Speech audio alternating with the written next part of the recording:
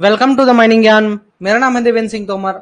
चलिए डिस्कस करते हैं कि आखिर एससीसीएल ने अपनी इस एलिजिबिलिटी लिस्ट में किस किस चीजों के बारे में कहा है, और उसके बाद हम देखेंगे जो आपके डाउट्स हैं कि आखिर जिसको जो रिमार्क में दिया गया है तो क्या कहना चाह रहा है, और जिसके पास कोई चीज अवेलेबल है तो वो चीज वो कैसे देगा, एससीसीएल के पास कौन कौन सी अपने डॉक्यूमेंट्स उसको सबमिट करने जरूरी होंगे।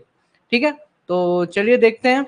तो एससीसीएल ने ये जो लिस्ट निकाली है कि कौन कौन से कैंडिडेट्स एलिजिबल हैं और कौन से एलिजिबल नहीं है, इनकी पूरी एक लिस्ट निकाली है। इसने बेसिकली जिन्होंने ऑनलाइन फॉर्म सबमिट किया था उन सभी का लिस्ट निकाल दिया है, जितनों भी लोगों ने ऑनलाइन फॉर्म सबमिट किया था।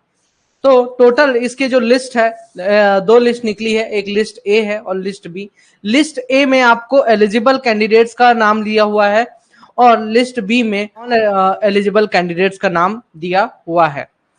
अब बोलता है कि जो भी लिस्ट बी में जितने भी कैंडिडेट्स हैं, लिस्ट बी में जितने भी कैंडिडेट्स हैं वो सब नॉट एलिजिबल है।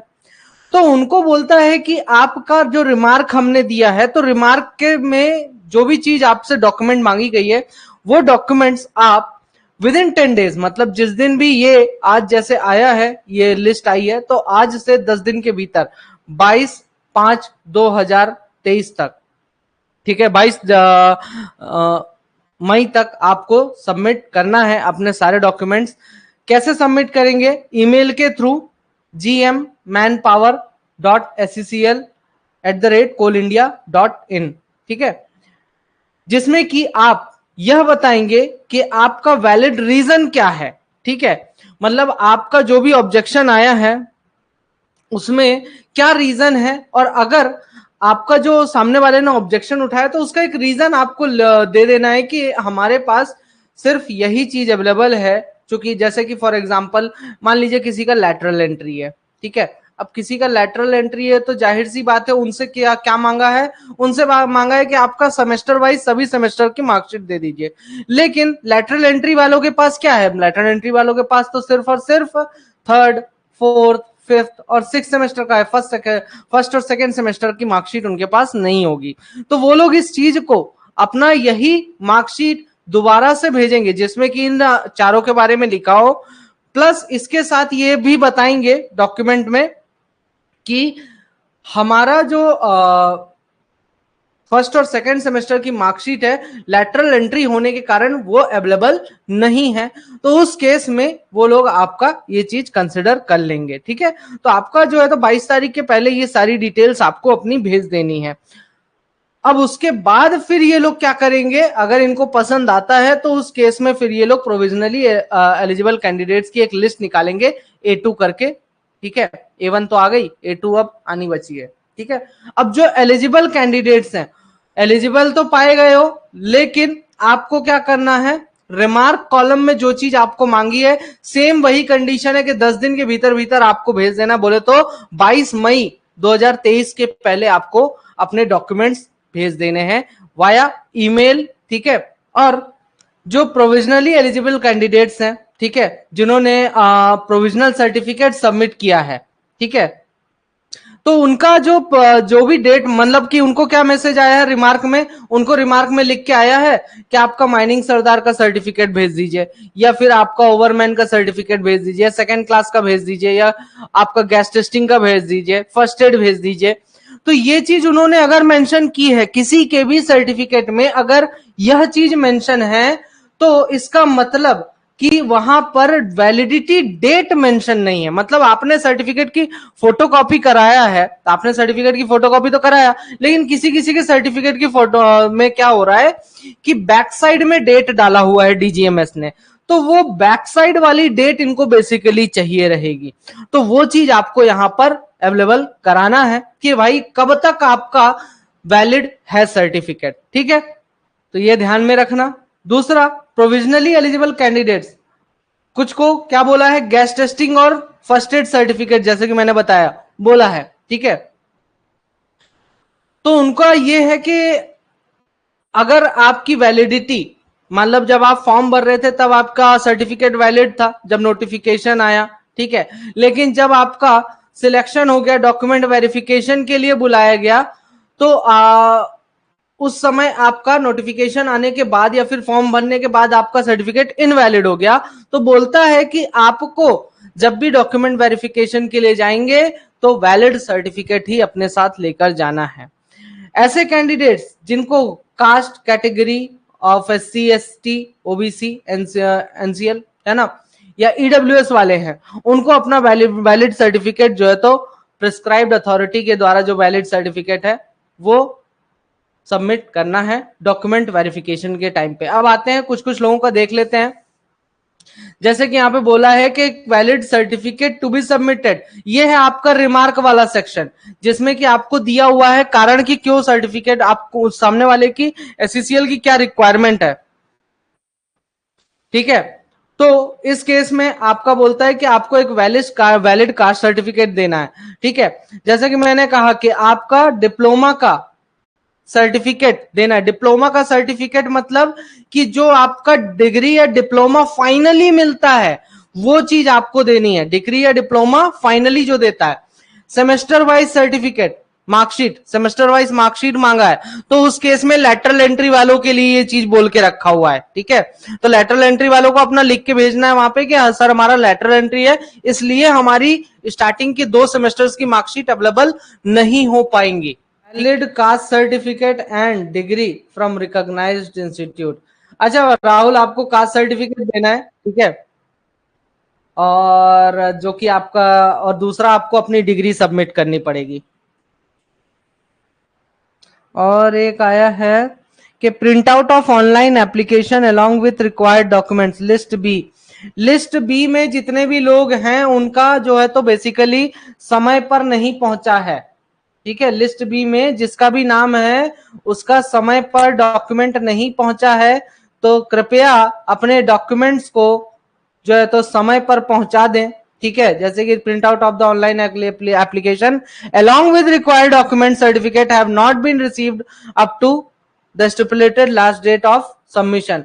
मतलब कि आपने जो डॉक्यूमेंट्स आपने भेजे थे बाय पोस्ट वो उन तक नहीं पहुंच पाए हैं, इसलिए उनको इन लोगों को बोला जा रहा है कि आप लोग इनका जो प्रिंट आउट है या जो भी है उसका PDF फॉर्मेट तैयार करके ऑनलाइन सबमिट कर दें। ठीक है, एग्जाम की डेट अभी नहीं आई है, जल्दी आ जाएगी एग्जाम की डेट भी, तो उसके लिए तैयार रहिए। अभी तो 10-15 दिन 20 दिन इसी में लगने हैं। ठीक है,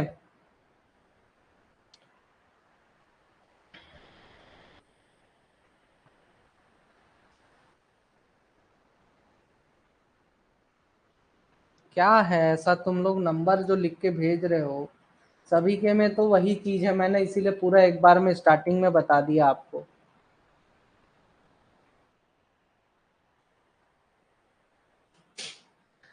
ठीक है, तो अब जिसका भी और कोई डाउट है, मैं बार बार यही भेज रहा हूँ, बोल रहा हूँ कि आपका सारे डॉक्यूमेंट्स दोबारा से आपको सबमिट, जो भी डॉक्यूमेंट बोल रहा है वो दोबारा से सबमिट करने पड़ेंगे।